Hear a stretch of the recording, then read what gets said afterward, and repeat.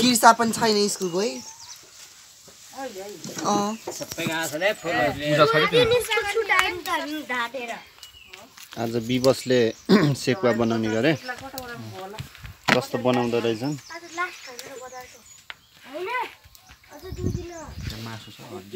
उता आगो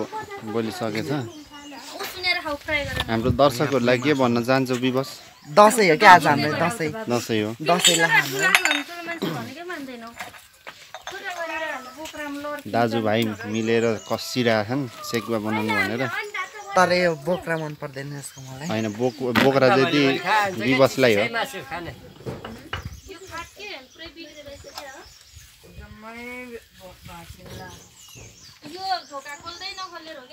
त्यता लोड नलाई बाबा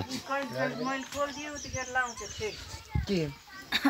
सर्प आउँछ भनेर होला नि बिचरा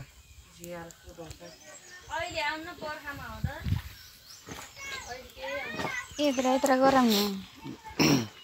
टुक्रा टुक्रा भयो त भाजमा पुष्पल भोटेर खाने हो नङ्गे नपार सासु बुहारी सास ससुरा बुहारी खायो अब हड्डी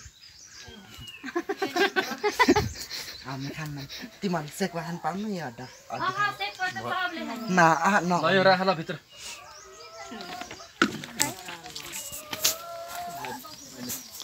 यस्तो गाडी छैन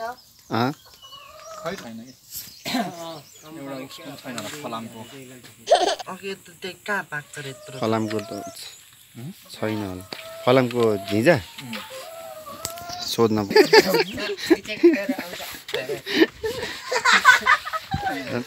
कस्तो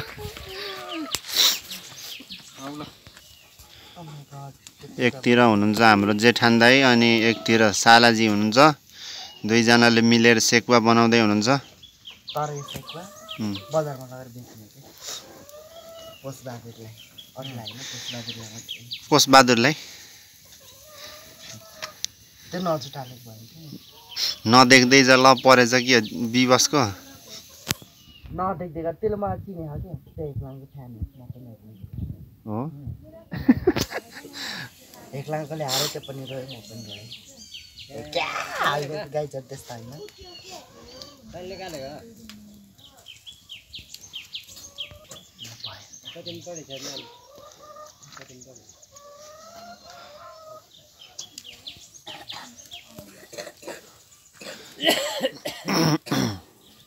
हाम्रो जेठान दाइ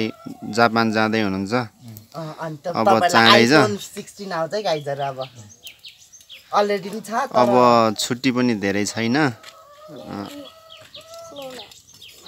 के अरे नुन ओह त्यहाँ छ नुन हाल भयो सबै यो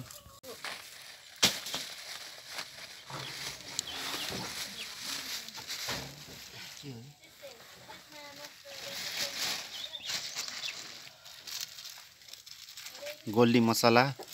गोल्डी हो तपाईहरुलाई थाहै छ नेपालको फेमस मसला हो नि त फेमस मसला नमक हाल्नु त तेल छैन तेल छ होला नि सपना तेल ल्याउ त चर्को हुन्छ के है अब हामी ओइल हाल्दै छौं पानी हाल्छ नि हाल्नु पर्छ